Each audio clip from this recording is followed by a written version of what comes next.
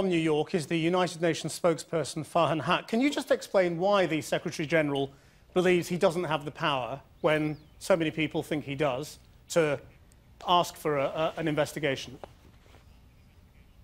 Well, first of all, you have to remember that the Secretary-General, Ban Kimoon, acting under his own authority, did have the power to establish the three-member panel that came out with the report that we're discussing right now.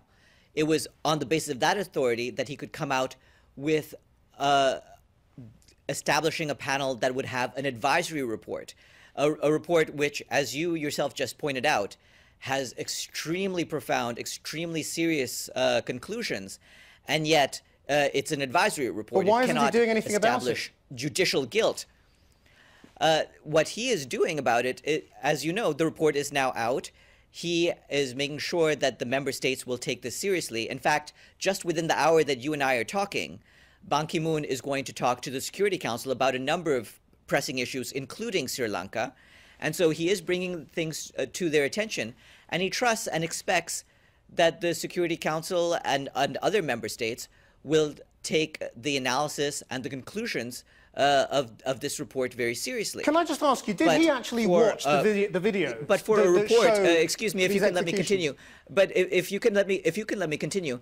But he was advised that for a panel to have the sort of judicial strength that it would need to be able to prove criminal charges, it would need either consent by the host government, which, as you may know, is at this point a hard sell, or alternately, it would need a mandate by some intergovernmental body, be it the Security Council, the General Assembly, the Human Rights Council, or other such body. Okay, so are you saying that there are no circumstances under which the Secretary-General can actually call for an international investigation himself without getting the backing of the Security Council or the General Assembly?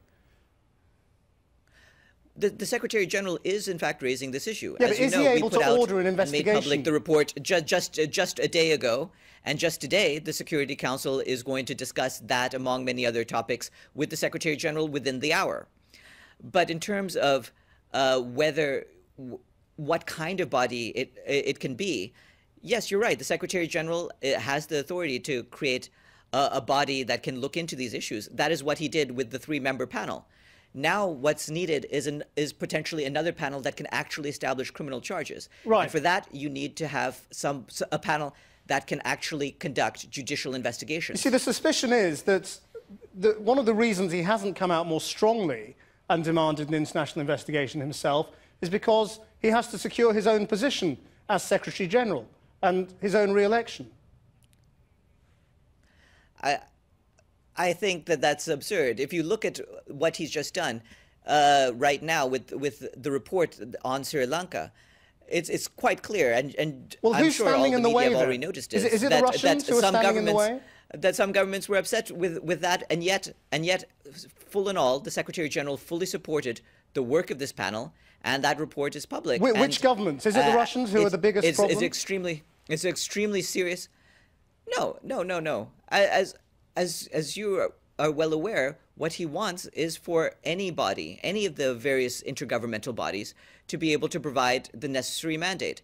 We've done this with all of our investigations, be it the Goldstone report concerning Gaza, be it the report concerning the assassination of Benazir Bhutto in Pakistan, whether it was our investigation into mass rapes in Guinea, whether it was the tribunal that was created for the former Yugoslavia, or the tribunal that was created for Rwanda. But do you not see, it is a little strange have had mandates that were established by intergovernmental bodies. Do you not see that it's a little strange to any citizen of the world that you can have a UN report that accuses a government of killing tens of thousands of people, and yet the UN Secretary-General is powerless to do anything about it? He's not powerless to do anything about it. The report is out. The Secretary-General is presenting this. He is, as I said, discussing this with member states within this very hour. The Human Rights High Commissioner, Navi Pillai, has also taken up the idea that this report should shock the conscience of the world. And she is saying this as something at a time when the Human Rights Council, as you know, has not taken action. Farhan But Haq? ultimately, all UN bodies, the United Nations is based on member states, and those are the people who give us the instructions that allow us to go about our work. Indeed. Farhan Haq, thank you very much indeed for joining us from New York.